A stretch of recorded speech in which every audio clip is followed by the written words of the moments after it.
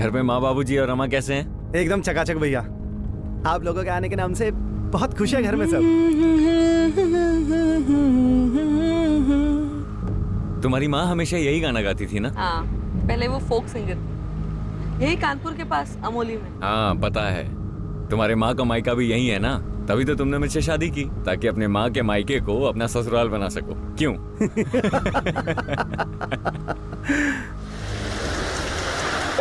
अरे कौन है तुम? कौन है तुम?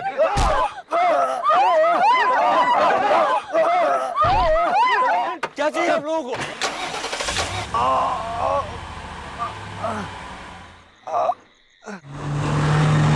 देखो तुम लोगों को जो चाहिए सब ले जाओ, लेकिन हमें जाने दो। ये कार भी ले जाओ प्लीज। चल निकाल निकाल, चल निकाल, तू भी निकाल। सब ले लो। ये मोबाइल प्लीज हमें जाने दीजिए। मंगलसूत्र भी निकाल, दे दो निकाल। ये लो।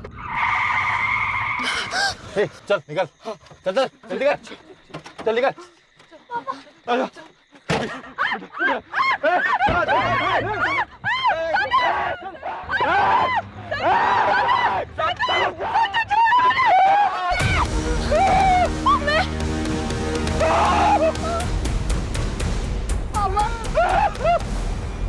बोलो तो।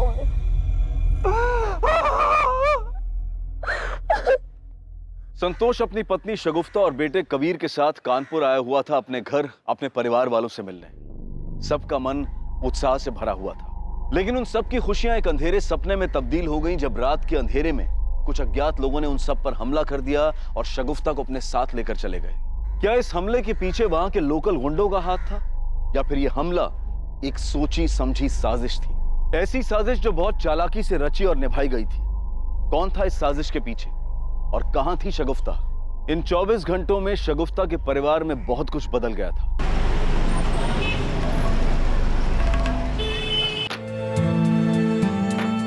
Nice. Okay, one more. Wow. Nice one. Superb. Excellent. Hold it there. Nice. Good one. Excellent. Break. Makeup. थोड़ा टचअप कर दो। एंड शगुफ्ता लिसन, आप चेंज कर लो। Next change? हाँ yeah, will continue after this. Cool. Yeah. Okay.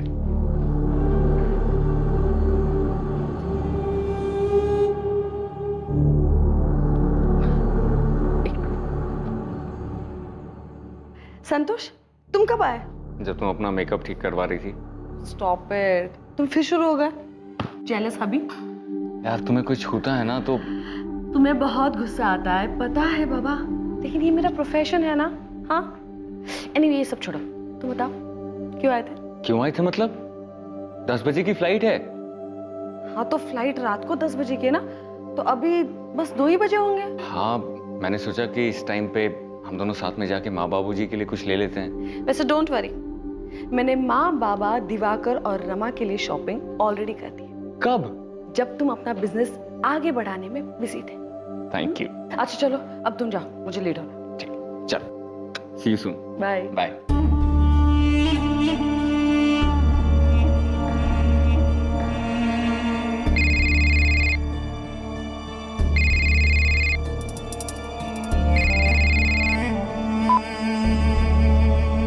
हाँ पापा। हाँ नुसरत, तुमने फोन किया था? हाँ। हाँ तो बोलो ना। तू वो कैटलॉग शूट करना चाहती है क्या? वो अम्मी कह रही थी कि अम्मी को जो कहना है कहने दे, लेकिन तू वो कैटलॉग शूट नहीं करेगी, समझी तुम? वैसे भी वो हरीश भाई एक नंबर का घटिया इंसान है, बस हाथ लगाने का मौका चाहिए। लेकिन आपा, मैंने एक बार मना कर दिया ना तो बस। और अम्मी की हर बात सुनने की जरूरत नहीं है नुसरत, उनका तो काम ही यही है। तुम्हारे अभी एग्जाम्स आ रहे हैं ना, तुम एग्जाम्स पे ध्यान दो, पढ़ाई करो, समझी? बाकी सब मैं संभालूंगी। थैंक यू आपा।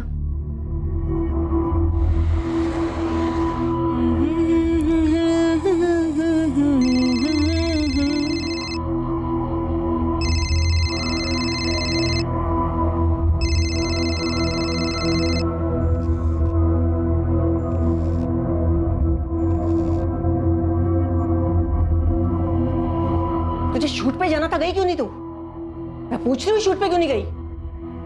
वो शगुफ्ता आपा ने मना किया है। तुम्हारी शगुफ्ता आपा को अपने अलावा किसी और की चिंता है? अम्मी, मुझे हरीश भाई के लिए मॉडलिंग नहीं करनी। गंदी नजर है उनकी, वो मुझे जानबूझ के टच करते हैं। टच करने से मैली हो जाएगी तू। लेकिन अम्मी, मुझे मॉडलिंग ही नहीं करनी है। मुझे अपनी पढ़ाई पूरी करनी है, कुछ अच्छा करना है। तू समझती क्यों नहीं है?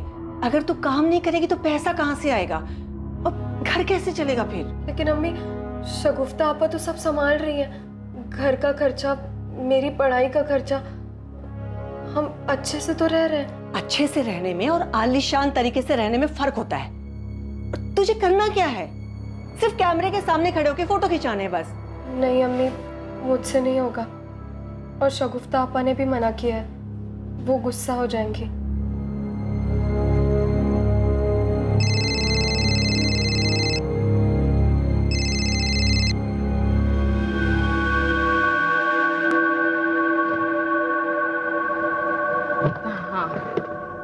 हाँ हो जाएगा।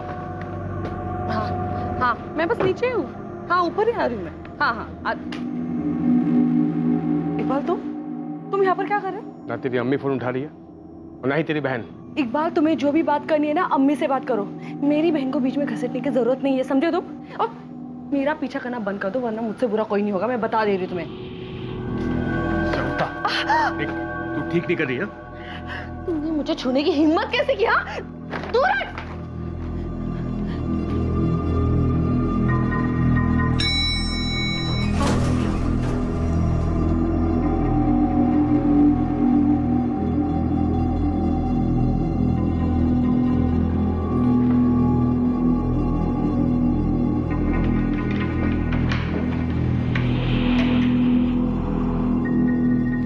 अम्मी, हाँ दिवाकर, सब पैक हो गया है। अब तो निकलेंगे बस थोड़ी देर में। हाँ हाँ भैया, आइए ना। आपके और भाभी के लिए बहुत ही बढ़िया इंतजार किए हैं हम। और जानते हैं, माँ बाबूजी बहुत ही वेट कर रहे हैं आपका। हाँ हाँ, अब तो पहुंच ही रहे हैं बस। जी भैया, प्रणाम।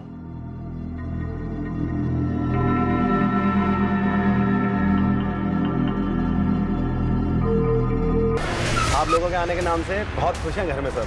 अरे कौन है तुम? निकाल, तू भी निकाल। चल निकल।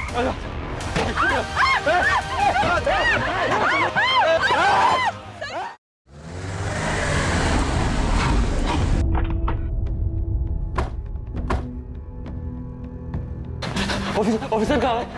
क्या हुआ? अरे वो लोग। क्या हुआ? क्या बात है? सर वो लोग मेरी पत्नी को उठा के ले गए सर।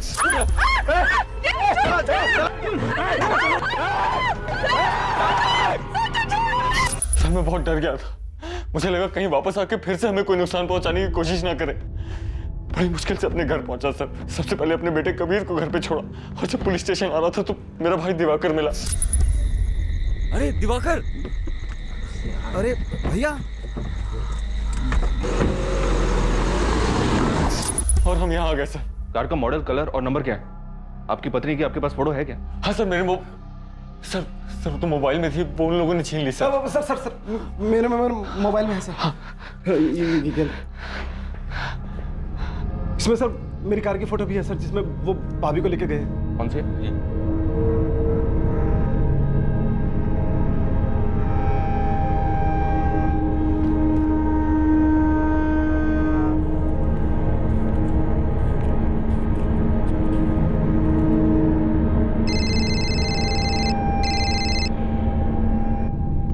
हेलो हेलो मम्मी, शगुफ्ता।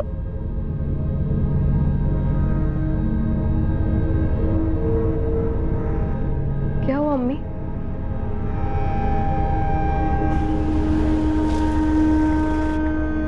पापा, अम्मी गायब। बेटा, कुछ पता चला? पुलिस क्या कह रही है?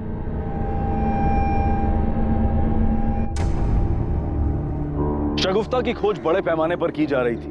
जगह जगह नाकाबंदी लगा दी गई थी, बैरिकेड लगाए जा रहे थे। सभी कार्स को बारीकी से चेक किया जा रहा था। हिस्ट्री शीटर से भी पूछताछ की जा रही थी। जी सर। कुछ पता चला? हर नाके पर हर जगह चेक किया सर, पर कुछ पता नहीं चला। वहाँ भी चेक किया जहाँ ये सब हुआ था। हिस्ट्री शीटर से कुछ मिला? सर वो लोग भी यही कह रहे हैं कि उन्हें नहीं पता कि ये काम किसने करवाया या किस गैंग का काम है। हो सकता है कोई नया गैंग हो। कार की क्या अपडेट है? नो सर, कार अभी तक मिली नहीं। संतोष और शगुफ्ता रात को 2 बजे एयरपोर्ट पहुंचे। एयरपोर्ट के बाहर से दिवाकर की गाड़ी में वो घर की तरफ जा रहे थे, जो कि शांति नगर में। सर एयरपोर्ट से शांति नगर पहुँचने में दिन के ट्रैफिक में तकरीबन 45 मिनट लगते हैं। रात में तो 20 मिनट से ज़्यादा नहीं लगना चाहिए। जब ये अटैक हुआ मेरे ख्याल में तब 2:30 बज रहे होंगे। और उसके बाद जैसा कि संतोष ने बताया, अटैकर्स ने दिवाकर को जख्मी करके वहीं फेंक दिया। जी हाँ सर। फिर ये लोग कार लेकर कानपुर से फतेहपुर की तरफ बढ़े। फिर मिडवे जंगल वाली रोड पर संतोष के रोने गड़गड़ाने के बाद इन्होंने संतोष और उसके बेटे कबीर को कार से उतार दिया। उस वक्त करीब 3 बजे होंगे। फिर 5 बजे ये लोग पुलिस स्टेशन आए। 3 से 5 के बीच में ये गुंडे शगुफ्ता और कार को लेकर फतेहपुर होते हुए निकल गए होंगे, प्रयागराज, बनारस या फिर कहीं भी। एक काम करो, शगुफ्ता और कार का फोटो आसपास के शहरों में, डिस्ट्रिक्ट में भिजवा दो। एयरपोर्ट के आसपास पूछताछ करो, सीसीटीवी चेक करो। हो सकता है कोई बंदा इनको एयरपोर्ट के पास से ही फॉलो कर रहा हो। कार का नंबर और मॉडल आसपास के सभी गैरेज में भिजवा दो। शायद कार को बेचने की भी कोशिश हो। किसी ना किसी ने तो इनको देखा होगा। खबरी को भी काम पे लगा दो। Right sir. पुलिस ढूंढ रही है नुसरत, लेकिन कुछ पता नहीं चल पा रहा है। अरे काली बिना शक्कर वाली चाय लाओ हमारे लिए। काहे हमारी डाइट खराब करने में तुली हो। जीजू मुझे बहुत डर लग रहा है। आप लोग पुलिस पर प्रेशर डालिए ना, पता नहीं आपा किस हाल में होंगे।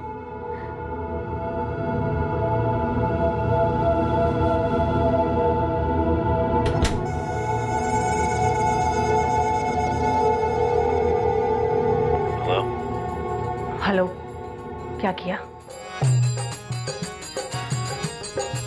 सब हो गया है, निश्चिंत रहो।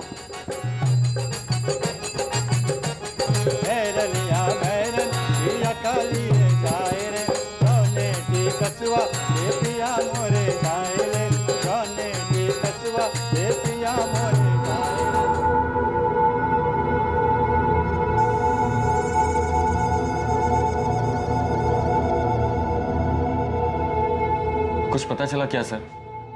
पूरा 1 दिन हो गया शगुफ्ता को किडनैप हुए। अरे आप लोग कर क्या रहे हैं सर? पता नहीं वो लोग क्या कर रहे होंगे शगुफ्ता के साथ। देखिए, हम पता करने की पूरी कोशिश कर रहे हैं। हमें लग रहा है वो शगुफ्ता को लेकर कानपुर से निकल चुके हैं। वैसे हमने आसपास के स्टेट की पुलिस को अलर्ट कर दिया है। हमें शक है कि शगुफ्ता से किसी ने ये व्यक्तिगत दुश्मनी निकाली। शगुफ्ता की, आपकी, किसी के साथ कोई रंजिश, कोई दुश्मनी थी? नहीं सर, मेरी या शगुफ्ता की किसी के साथ कोई दुश्मनी नहीं है। इनफैक्ट 4 साल से मैं दिल्ली में रह रहा हूँ। मेरा खुद का बिजनेस है वहाँ पे। किस चीज की? सर मेरी टाइल्स की कंपनी है सर। उसी के एड शूट के दौरान मैं शगुफ्ता से मिला था। इस होल्ड इट क्या? Very nice, very nice.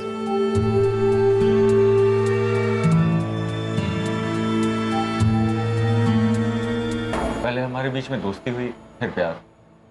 कुछ ही दिनों के बाद मैंने उससे शादी के लिए कहा और वो मान गई। फिर हमने शादी कर ली सर 2 साल पहले। 2 साल पहले? जी सर। और आपका बेटा कबीर? तो वो कबीर इनका बेटा नहीं है सर। वो शगुफ्ता भाभी और उनके पहले पति का बेटा है। 1 नंबर का घटिया इंसान है सर वो। सर इकबाल नाम है उसका। ये इकबाल ऐसा कुछ कर सकता है? वो क्यों करेगा सर? तो हमारी शादी के काफी साल पहले से ही शगुफ्ता और इकबाल अलग रहने लगे थे। और इकबाल बहुत अच्छे से जानता है कि कबीर शगुफ्ता से कितना प्यार करता है। सर कबीर और शगुफ्ता में मेरी जान बसती है सर। हम तीनों की अपनी ही एक अलग दुनिया है। देख लेना बाबा, आज ऊपर हरा के रहूंगा। अरे हरा के तो दिखाओ बच्चू। यस। क्या हुआ? अरे क्या हुआ? अरे यार, ये अरे अरे उससे मारो ना। देखो उससे। अरे मैं खेल रहा हूँ ना, रुको। तो खेलना ही नहीं आता। 1 मिनट। अरे रुको, जाओ। यस, मैं जीत गया। अच्छा, माँ बेटे ने एक टीम बना ली है। छोड़ूंगा नहीं मैं दोनों। सर प्लीज मेरी शगुफ्ता को ढूंढ दीजिए सर। पता नहीं कहाँ होगी, किस हाल में होगी। पता नहीं क्या किया होगा उन लोगों ने उसके साथ।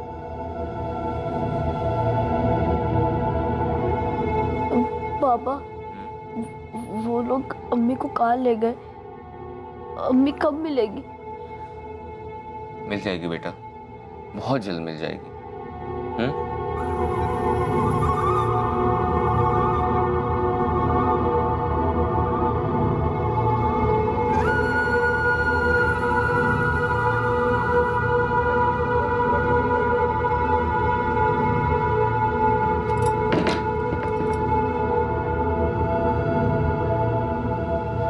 ये जो कुछ भी हो रहा है सही नहीं हो रहा है। एक बच्चे को उसकी माँ से कोई कैसे अलग कर सकता है? आप एक बात सच सच बताएंगे? क्या आपको पता है कि भाभी कहाँ है? अरे दिमाग फिर गया क्या तुम्हारा? हमें क्या, तो सबको पता है कि वो कहाँ है। गुंडे उठा के लेके गए हैं ना उनको। भगवान जाने उनके साथ अब क्या हो रहा होगा।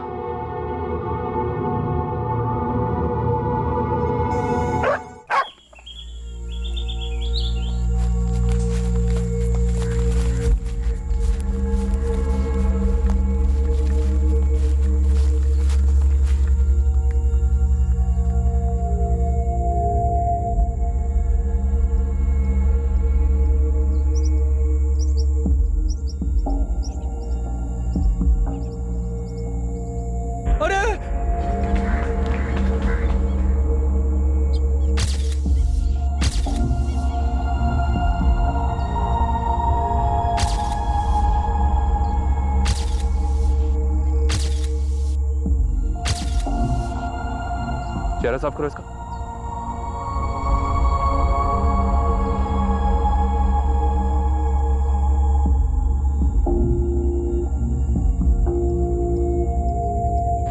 ये तो शगुफ्ता है। जी हाँ सर, बॉडी पर मल्टीपल स्टैबिंग्स हैं। हो सकता है रेप भी किया हो। बॉडी पर गहने वगैरह कुछ भी नहीं है। शायद उन लोगों ने पैसे और गहने लूट कर इसे मार दिया और गाड़ी लेकर फरार हो गए। इसकी बॉडी पर 5 वार किए गए, बहुत पास। ऐसा लगता है कि वार एक के बाद एक हुए। इसने काफी स्ट्रगल भी किया होगा। और रेप? जी नहीं, रेप नहीं हुआ है। Are you sure doctor? Yes, rape नहीं हुआ है। Time of death? इसकी मौत लगभग 72 घंटे पहले हुई है। 72 घंटे पहले? यानी 18 अगस्त की रात को जब इसको अबडक्ट किया गया होगा तभी मार दिया गया हो? जी, बॉडी डिकम्पोज होना शुरू हो गई है। देखने में तो सिंपल लग रहा है सर। पैसे गहने लूटने के बाद उन लोगों ने उसे मार दिया। उस वक्त कार में सिर्फ 4 लोग थे, दिवाकर, संतोष, शगुफ्ता और उनका बेटा कबीर। गुंडों ने सबसे पहले दिवाकर पर अटैक किया, उसे बेहोश करके वहीं फेंक दिया। फिर कार को ड्राइव करके वो जंगल की ओर ले गए और वहां पर संतोष के रोने गिड़गिड़ाने के बाद उन्होंने संतोष और उसके बेटे कबीर को उतार दिया। अगर उनका मकसद सिर्फ लूट था तो वो शगुफ्ता को भी वहीं उतार देते, उसे अपने साथ नहीं लेकर जाते। इससे तो एक ही पॉसिबिलिटी बनती है, रेप। हाँ, रेप। वो एक औरत को अपने साथ इसलिए लेकर गए ताकि उसका रेप कर सके, जैसा कि अक्सर क्रिमिनल माइंड होता है। लेकिन उन्होंने शगुफ्ता का रेप नहीं किया, उसके जेवर लूटे और मल्टीपल स्टेपिंग करके उसको मार दिया। हो सकता है सर वो लोग उसे भी ना मारना चाहते हो, बट शगुफ्ता ने उनका चेहरा देख लिया होगा। हो सकता है, लेकिन अब भी सवाल वहीं का वहीं है कि जब उन्हें शगुफ्ता का रेप करना ही नहीं था तो उसे अपने साथ लेकर क्यों गए? और अगर लूट करने के बाद शगुफ्ता को मारना ही था तो बाकी सबको क्यों छोड़ दिया, उन्हें क्यों नहीं मारा? त्रिवेदी, पता नहीं क्यों मुझे ऐसा लग रहा है कि शगुफ्ता का अबडक्शन उसे मारने के लिए किया गया था। कोई तो है जो किडनैपिंग की आड़ में शगुफ्ता को मारना चाहता था। तो फिर ऐसा कौन हो सकता है सर? त्रिवेदी, शगुफ्ता के घर वालों के बारे में पता करो, यहाँ कानपुर में भी और दिल्ली में भी। ये क्राइम जितना सिंपल दिख रहा है ना, उतना है नहीं। एक औरत इतने टाइम के बाद यहाँ कानपुर आती है और आते ही उसको मार दिया जाता है। मुझे लग रहा है कि हमें कहानी दिखाई कुछ और जा रही है, जबकि असल कहानी है कुछ और। शगुफ्ता सिंह को बहुत बेरहमी से मारा गया था। पोस्टमार्टम की रिपोर्ट के बाद पुलिस को शक हुआ कि शगुफ्ता को किसी गैंग ने सिर्फ लूट के इरादे से निशाना नहीं बनाया था, बल्कि इस सब के पीछे कोई और ही मकसद था। कोई और था जिसने पूरी प्लानिंग के साथ शगुफ्ता को मरवाया था। शगुफ्ता की मौत से किसे फायदा पहुंच सकता था? इस कत्ल के पीछे का मकसद क्या था? शगुफ्ता की मौत ने ये सारे सवाल खड़े कर दिए थे जिनके जवाब मिलने अभी बाकी थे।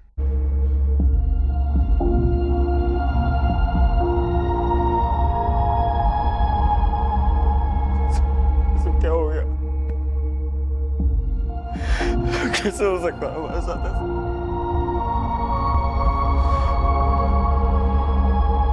मुझे तो समझ ही नहीं आ रहा है कि मैं आपसे क्या कहूं। मुझे तो यकीन ही नहीं हो रहा है कि शगुफ्ता मर चुकी है। तुम्हारी वाइफ और तुम्हारी फैमिली के बीच सब कुछ ठीक चल रहा था? हाँ, सब कुछ बिल्कुल ठीक था हमारे बीच। वो हमारे घर की बहू थी, क्या बुरा हो सकता था? लेकिन आपके पड़ोसियों का तो कुछ और ही कहना है। अरे कुछ भी ठीक नहीं था सर। शादी के बाद संतोष अपनी पत्नी को लेकर आया था, लेकिन उसके बाप ने घर में पैर तक रखने नहीं दिया। पूरे खानदान के मुंह पर काली खमली है तुमने।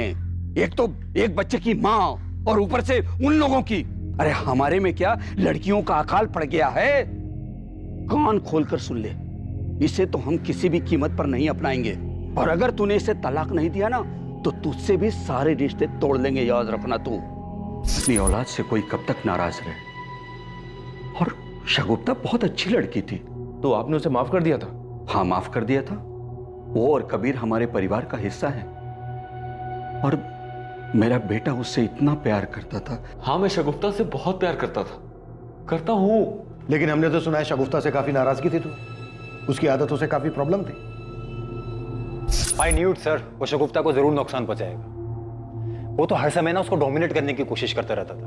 बहुत ही घटिया सोच वाला इंसान है ये संतोष।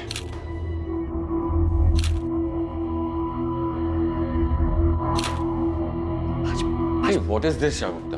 मैंने तुमसे सुबह ही कहा है ना, मुझे तुम्हारे ऐसे ऐसे कपड़े पहनना बिल्कुल पसंद नहीं है। मैंने भी तुमसे कहा था ना कि तुम मेरे पति हो और मैं तुम्हें पूरी रिस्पेक्ट और प्यार दूंगी, बस तुम मेरे काम में दखल मत देना। तुमसे शादी करने से पहले भी तो मैं मॉडल ही थी ना। देखो, मेरे लिए मेरा काम बहुत इंपॉर्टेंट है, इसलिए तुम इस बात को ज्यादा आगे मत बढ़ाओ। सर, अगर मैं ये कहूं कि मुझे शगुफ्ता के कपड़ों से कोई प्रॉब्लम नहीं थी तो ये झूठ होगा। मुझे प्रॉब्लम थी और उसे भी ये पता था। सर, मैंने आज तक अपने दिल की कोई भी बात उससे नहीं छुपाई थी। शगुफ्ता की माँ एक छोटी बहन भी है ना, शगुफ्ता का उनके साथ कैसा रिश्ता था? सर, उसकी छोटी बहन नुसरत में शगुफ्ता की जान बसती थी और अपने माँ से भी शगुफ्ता बहुत प्यार करती थी।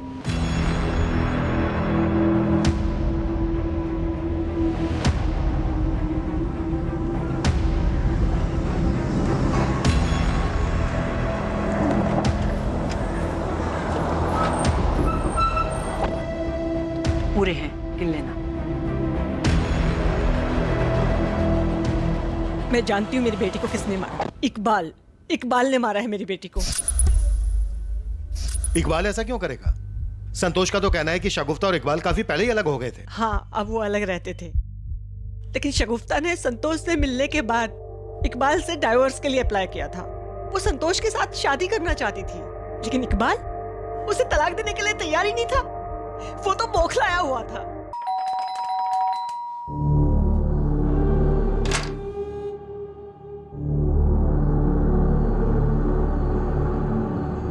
तुम मेरे साथ ऐसा नहीं कर सकती। ये सब क्या नाटक है इकबाल? हम दोनों बहुत पहले अलग हो गए थे और मत भूलो कि तुम मुझे छोड़कर चले गए थे। हाँ, मेरे से गलती हो गई, प्लीज। मैं संतोष से प्यार करती हूँ और उसी से ही शादी करूंगी। हमारा बेटा कबीर? कबीर सिर्फ मेरा बेटा है। ये ठीक नहीं कर रही तुम, बहुत पछताओगी तुम।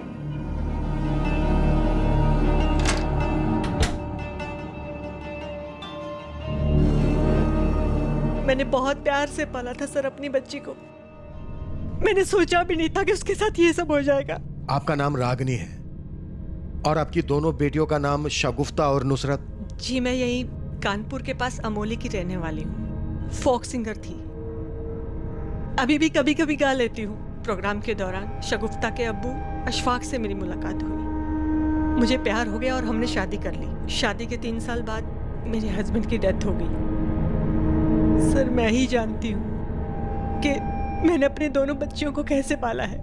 रागनी जी, इस हिसाब से तो आपकी छोटी बेटी बहुत छोटी है। जी, नुसरत मेरे जेठ की बेटी है। जब ये 3 साल की थी तब मैंने इसे गोद लिया था। शगुफ्ता की शादी हो गई थी, मैं अकेले पड़ गई थी, इसलिए मैंने इसे गोद लिया था। सर, मैंने दोनों बच्चों को बहुत प्यार से पाला है। आप उस इकबाल को पकड़िए सर। कहाँ मिलेगा ये इकबाल?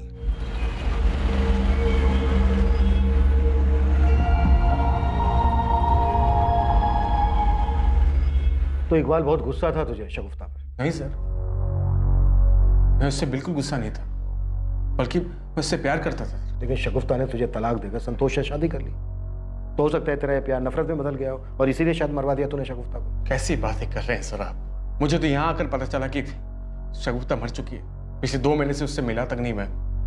लेकिन रागनी जी तो कुछ और ही कह रही है। वो औरत सिर्फ मुझे फंसाना चाहती है सर। बहुत चालू औरत है, पैसों के लिए किसी भी हद तक जा सकती है। मुझे पता है कि अभी ये सब क्यों बोल रही हो, क्यों? क्योंकि 7 लाख रुपए लिए हैं मुझसे उसने और देने का नाम तक नहीं ले रही हो। लेकिन तूने उन्हें 7 लाख रुपए दिए क्यों? शगुफ्ता के नाम पर। मेरा प्रोडक्शन हाउस अगर नुकसान में नहीं होता तो ये पैसे मैं तुमसे कभी नहीं लेती। ठीक, शगुफ्ता को मना लीजिए प्लीज, मैं उसके बिना नहीं रह सकता। अरे चिंता मत करो, शगुफ्ता तुमसे बहुत प्यार करती है, मैं बात करूंगी ना उससे। और संतोष के साथ शादी मैं होने नहीं दूंगी। इस बात को 2 साल हो गए सर। शगुफ्ता की शादी भी हो गई, अब वो औरत ना मेरे पैसे लौटा रही है ना मेरे फोन का जवाब दे रही है। शगुफ्ता की माँ शगुफ्ता की हत्या का इल्जाम तेरे सर पे लगा रही है और तू यहाँ अपनी कुछ अलग ही कहानी सुना रहा है। कोई कहानी नहीं सुना रहा सर, कहानी सुनाना तो उस रागिनी का काम है। कुछ काम हम तो करती नहीं हो औरत, सिर्फ पैसे के लिए शगुफ्ता के पीछे पड़ी रहती थी। मैं बोल रहा हूँ बहुत चालू औरत है वो सर। शगुफ्ता 14 साल की थी ना, तब से उसने उसे काम पर लगा दिया था। इनफैक्ट हमारी शादी भी इस रागिनी की वजह से टूटी थी। और वो दूसरी बेटी ना उसकी, नुसरत, उसे भी उसने इसलिए गोद लिया था ताकि उसके पास बुढ़ापे में पैसे आते रहे। पैसों के लिए सर वो किसी भी हद तक गिर सकती है। आपा ये देखो इसकी शक्ल। तुम दोनों क्या खिकी कर रहे हो?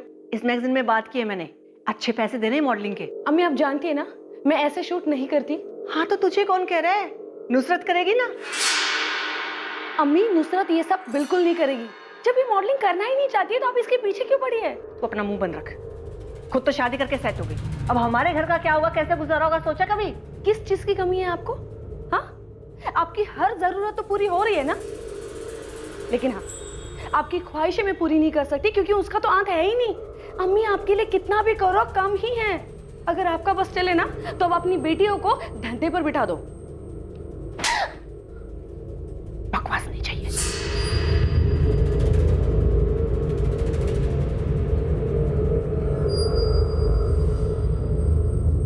हाँ हाँ आप चिंता मत कीजिए, आ जाएगी। सुन, दिल्ली से हरीश भाई का फोन था, पिछली बार तो एडजस्ट कर लिया था उसने, इस बार नहीं गई तो प्रॉब्लम हो जाएगी। लेकिन अम्मी अभी अभी तो शगुफ्ता आपा का इंतकाल हुआ और अभी आप मुझे ये सब कह रही हैं। तेरी शगुफ्ता आपा नहीं है इसलिए तो कह रही हूँ। अब घर को कौन संभालेगा? तुझे ही संभालना पड़ेगा ना। देख तू भले ही मेरे लिए कुछ मत कर, अपने लिए भी कुछ मत कर, लेकिन वो मासूम कबीर, उसकी जिम्मेदारी तो हमारे ऊपर है ना। टिकट्स करवा दें तुम्हारी, पैकिंग कर लो। आप नहीं आएंगी? नहीं, मुझे यहाँ कुछ काम है। कबीर थोड़ा सा खा लो बेटा। मुझे भूख नहीं है, मुझे सिर्फ अम्मी चाहिए।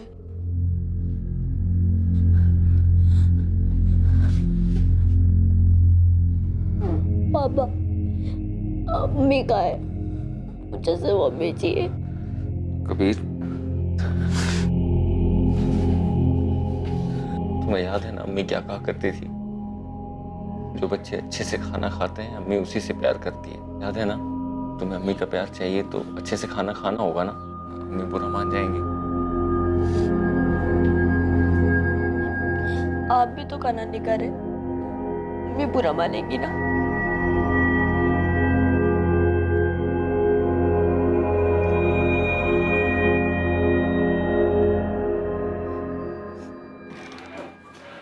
जी सर।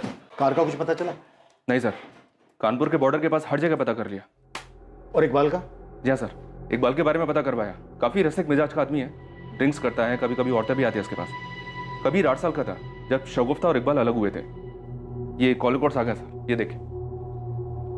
इकबाल रागिनी और नुसरत को बार बार कॉल कर रहा था सर, और शगुफ्ता को भी। हो सकता है अपने 7 लाख रुपए वापस लेने के लिए पीछे पड़ा। सर फैमिली के बाकी मेंबर्स तो क्लीन है, पर इस रागिनी का कुछ झोल लग रहा है। ये देखिए सर, ये रागिनी यहाँ कानपुर में किसी के रेगुलर टच में थी, किसी शैलेंद्र नाम के आदमी के। और जिस रात शगुफ्ता यहाँ कानपुर में आई थी उस रात भी इसने शैलेंद्र को 8 बार कॉल किया था। हाँ मैंने किया था फोन। शैलेंद्र मेरा चचेरा भाई है। कमाल है, चचेरा भाई है तो आपने इतने सालों से अपने चचेरे भाई से कांटेक्ट क्यों नहीं किया? जहां तक मैं देख पा रहा हूँ पिछले 2 महीने से ही आप दोनों के बीच बातचीत हो रही है। असल में ये भी एक फोक सिंगर है, लेकिन यहाँ कानपुर में रहकर कोई क्या कमाएगा। मैंने इससे कहा था कि दिल्ली में आ जाओ, मेरे साथ काम कर लो। सर क्या एक बहन अपने भाई के लिए इतना भी नहीं कर सकती?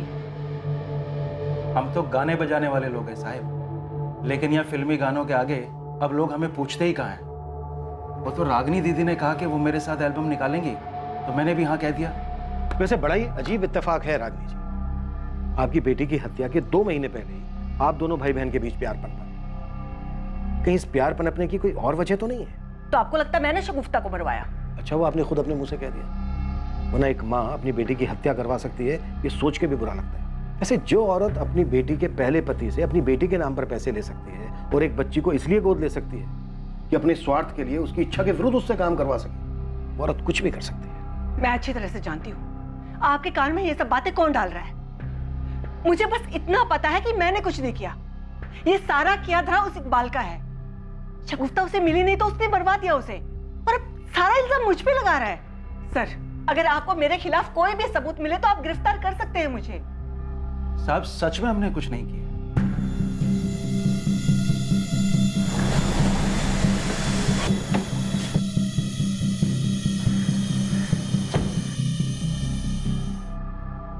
संतोष, ये रागिनी और इकबाल का क्या चक्कर है?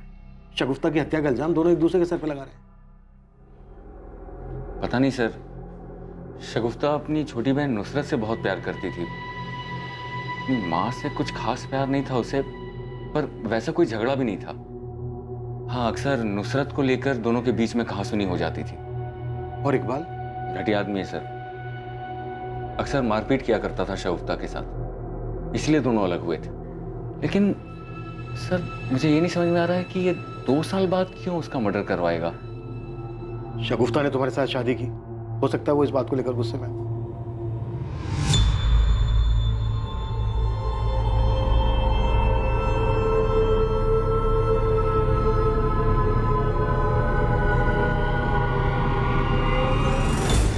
सर, दिल्ली पुलिस ने शगुफ्ता की बिल्डिंग की सीसीटीवी फुटेज भेजी है। 17 अगस्त की फुटेज है ये।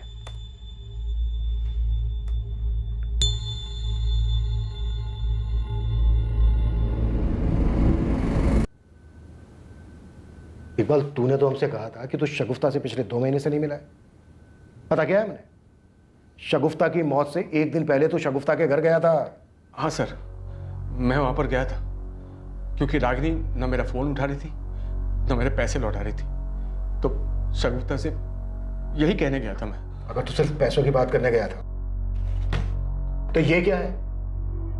क्या है ये? अब आगे बकेगा या आगे की कहानी भी दिखाऊं? शगुफ्ता, देख, जहां प्यार होता ना वहीं इतना गुस्सा होता। मैं जानता हूं तुम मुझसे बहुत प्यार करती है ना? दिमाग खराब हो गया तेरा? हाँ, मेरे दिल में तेरे लिए कुछ भी नहीं है, न प्यार न गुस्सा न नफरत, कुछ नहीं। समझा तू? तू झूठ बोल रही है, मुझे मालूम है। तू मुझे जलाने के लिए उस संतोष से शादी की। देख, तेरे से अलग होने के बाद तेरी वैल्यू समझाऊं मैं। देख प्लीज, संतोष को छोड़ के मेरे पास आ जा प्लीज। इस गलतफहमी में मत रहना तुम।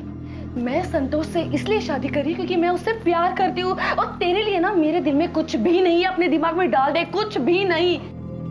सर, मैं शगुफ्ता से बहुत प्यार करता था और वहां सिर्फ मैं उसे मनाने गया था। और वो जब नहीं मानी तो मरवा दिया, ये सोचकर कि अगर वो तेरी नहीं हो सकती तो फिर किसी की नहीं हो सकती। मैं उसे कैसे मरवा सकता हूँ? मैं उससे बहुत प्यार करता था, अब भी करता हूँ उसे। बहुत मोटी चमड़ी है ना तेरी, ऐसे नहीं मानेगा। त्रिवेदी, एकदम ससुराल वाली खातिर करना है इसकी। इकबाल ने मारा है शगुफ्ता भाभी को, पुलिस ने पकड़ लिया है उसे। अब्बू? कबीर, मैं तुम्हारा पापा हूं। उस आदमी से तुम्हारा कोई लेना देना नहीं है। आज से मैं ही तुम्हारा पापा और तुम्हारी अम्मी भी।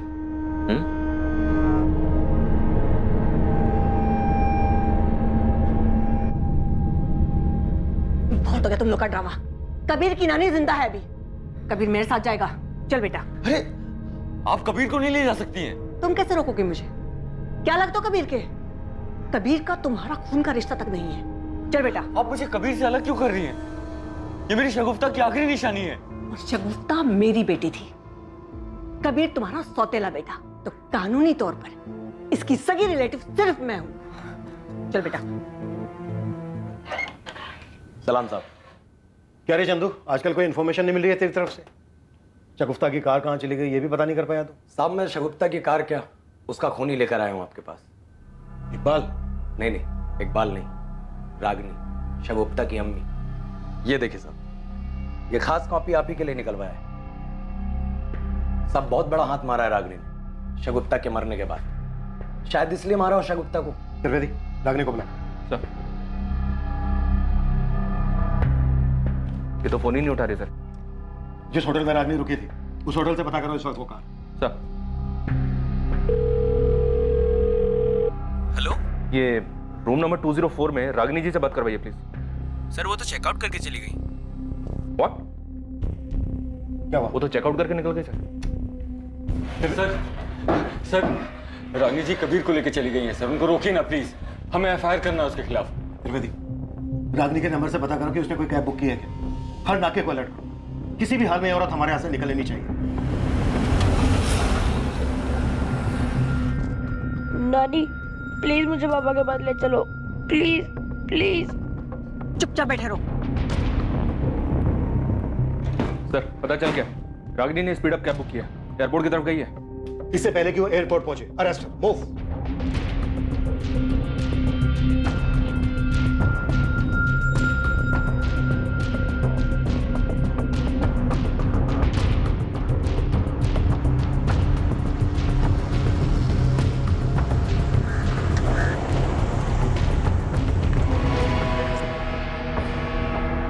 आपने ही शगुफ्ता की हत्या करवाई है। और मैं ऐसा क्यों करूंगी?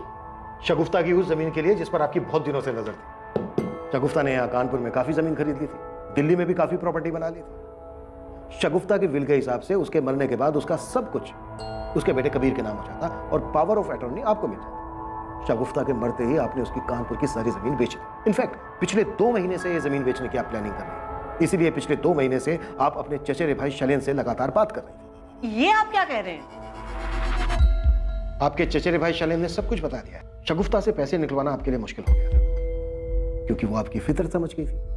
लेकिन शगुफ्ता की मौत के बाद आपको काफी फायदा होने वाला। एक तो आप नुसरत से बड़े आराम से काम करवा सकते थे, दूसरे शगुफ्ता की मौत के बाद जो उसकी प्रॉपर्टी उसके बेटे कबीर के नाम होने वाली थी उस पर राज कर सकते थे। इनफैक्ट आप कबीर को अपने साथ इसीलिए लेकर जा रही थी ताकि बाकी बची हुई प्रॉपर्टी को आप अपने काबू में ले सके, उस पर हक जमा सके। और फिर कौन जाने, प्रॉपर्टी के लालच में एक ना एक दिन आप कबीर को भी मरवा देते। अब सच सच बताइए रागिनी जी, किससे मरवाया आपने शगुफ्ता को? किसे दी थी सुपारी? मैं आपकी सारी बातें मानती हूँ, मैं मानती हूँ कि मैं बहुत बुरी माँ हूँ, लेकिन इतनी बुरी नहीं कि अपनी ही बच्चे की जान ले लूं मैं। आप जैसी औरत ना लालच के लिए कुछ भी कर सकते हैं। सर, इकबाल रागिनी के फोन कॉल्स डिटेल्स सब चेक कर लिए, पर दोनों में कुछ भी सस्पिशियस नहीं दिख रहा है। इस केस की खास कड़ी वो कार जिस कार में शगुफ्ता को ले जाया गया था, उस कार के बारे में हमें अभी तक पता नहीं चला सर।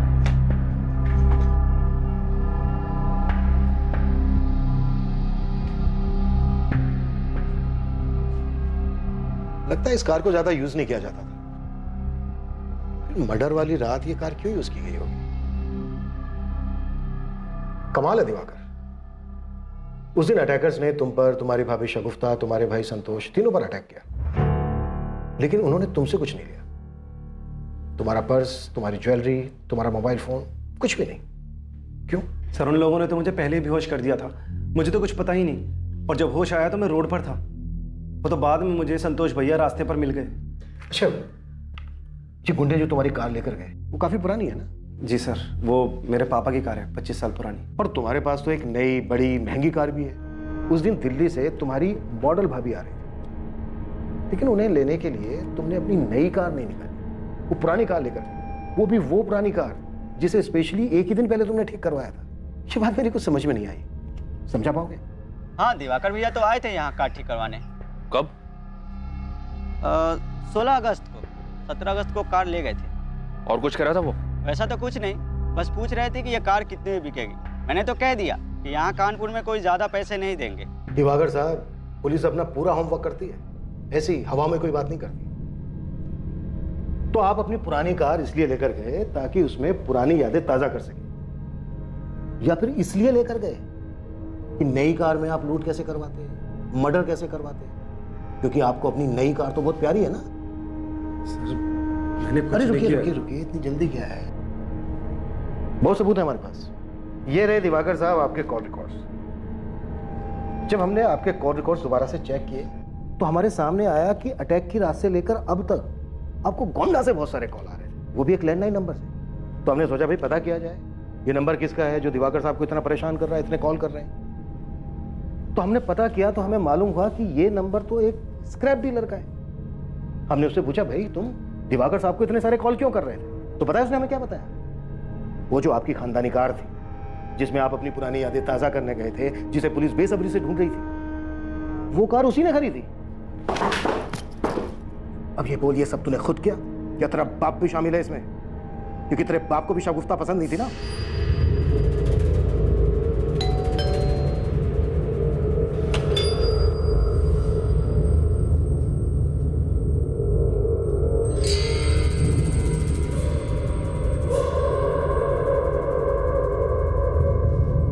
तुम पुराने ख्यालों के ही रहो।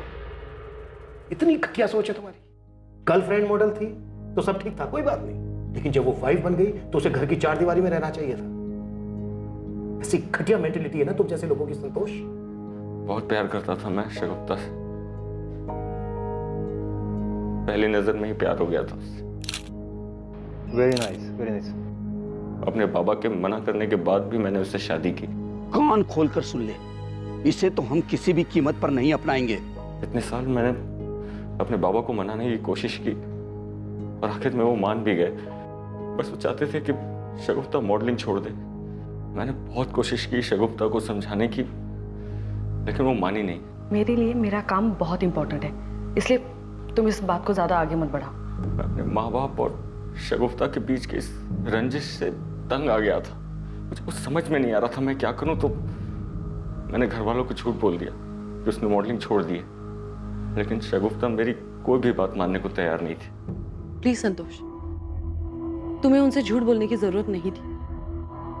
मैंने तुमसे शादी की है, लेकिन इसका मतलब ये नहीं कि मेरी अपनी कोई आइडेंटिटी ही नहीं है। मुझे अपने काम से बहुत प्यार है। तुम्हें अगर अपने काम से इतना प्यार है तो नुसरत को क्यों मना करती हो? क्योंकि उसे ये सब पसंद नहीं है, ऊपर से वो लोगों को हैंडल नहीं कर पाती। और तुम्हें पता है, मेरी मर्जी के बगैर कोई मुझे हाथ भी नहीं लगा सकता। तो अगर तुम्हारी मर्जी होगी तो कोई हाथ लगा देगा? संतोष, मैं मॉडलिंग करती हूँ, पैसों के लिए लोगों के साथ सोती नहीं हूँ। मैं अपने काम में बहुत अच्छी हूँ। मैं अपना करियर किसी के लिए नहीं छोड़ सकती। बस बहुत मेहनत की है मैंने यहाँ तक पहुंचने के लिए। मैं समझ गया था सर कि वो मानेगी नहीं। उसने इकबाल को भी इसलिए छोड़ा था। पर सर, मैं कभी भी ये नहीं सह पाता कि वो मुझे छोड़कर किसी और के साथ चली जाए। इसलिए तूने शगुफ्ता को मरवा दिया? मैं बौखला गया था सर। उसका वो काम, उसकी मॉडलिंग, उसके वो कपड़े, लोगों का उसे वैसी नजरों से देखना, उसके यूनिट के लोगों का उसको वो छूना, मेरा दिमाग नहीं काम कर रहा था। ऊपर से मैंने शगुफ्ता से शादी करके अपने घर वालों को बहुत तकलीफ दी थी। अब अगर उनके शगुफ्ता को अपनाने के बाद हमारा तलाक हो जाता तो कितना बुरा लगता उन्हें। मैं ये सब नहीं चाहता था। तो तूने दिवाकर के साथ मिलकर शगुफ्ता को मारने की प्लानिंग कर ली? जी। निकल।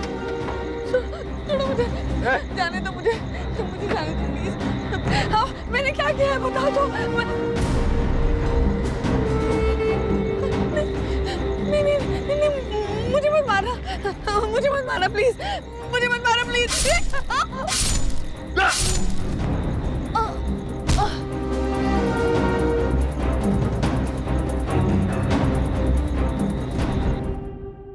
शगुफ्ता को लेकर इतनी खलिश थी तेरे मन में और तू इसे प्यार कह रहा है? प्यार नहीं था ये। तुझे बस एक खूबसूरत ट्रॉफी वाइफ चाहिए थी जिसे तू दुनिया को दिखा सके। अगर तू सच में प्यार करता ना शगुफ्ता से तो उसकी इज्जत करता, उसके काम की इज्जत करता, उसके सपनों की इज्जत करता, उसे उसकी खुशी चुनने देता, जबरदस्ती उसे अपने रंग में रंगने की कोशिश नहीं करता। तुझे किसी की जिंदगी से खेलने का कोई हक नहीं था, लेकिन तूने अपनी जिद, गुस्से और जलन की वजह से अपनी ही पत्नी को मरवा दिया। कबीर के सर से उसकी मां का साया छीन लिया। इसके लिए तुझे कभी कानून माफ नहीं करेगा और न ही कभी कबीर।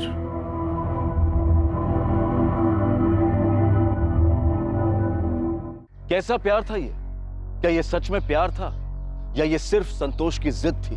और ऐसा सिर्फ एक शगुफ्ता के साथ नहीं हुआ है, आज के आधुनिक युग में भी शादी के बाद लड़कियों से अपेक्षा की जाती है कि वो अपनी पुरानी जिंदगी, अपनी पहचान को भूलकर अपने पति और उसके परिवार वालों की इच्छा के मुताबिक ही काम करें। एक लड़की को कैसे रहना चाहिए, क्या खाना चाहिए, क्या पहनना चाहिए, क्या करना चाहिए और क्या नहीं करना चाहिए, ये सब उस लड़की के ससुराल वाले और उसका पति मिलकर तय करते हैं। पर क्या ये सही है? शादी तो पति पत्नी को एक दूसरे पर बराबर का हक देती है, तो फिर ये पक्षपात क्यों? लेकिन एक रिश्ता सच्चा तभी कहलाता है जब उस रिश्ते में बंधे हुए लोग एक दूसरे के निर्णय को सराहते हैं, एक दूसरे को आगे बढ़ने के लिए प्रेरित करते हैं, एक दूसरे की ढाल बनकर खड़े होते हैं। और शादी के रिश्ते में यह बात पति और पत्नी दोनों पर लागू होती है। जिस इंसान से कोई रिश्ता जोड़ा गया हो और उसे निभाने की चाहत भी हो, तो उसके लिए सीने में खलिश और मन में आपराधिक भावनाएं लेकर जीना कोई जीना नहीं है। अब मैं अनूप सोनी आपसे विदा लेता हूं, फिर मुलाकात होगी। देखते रहें क्राइम पेट्रोल सतर्क, सोमवार से शुक्रवार रात 11 बजे।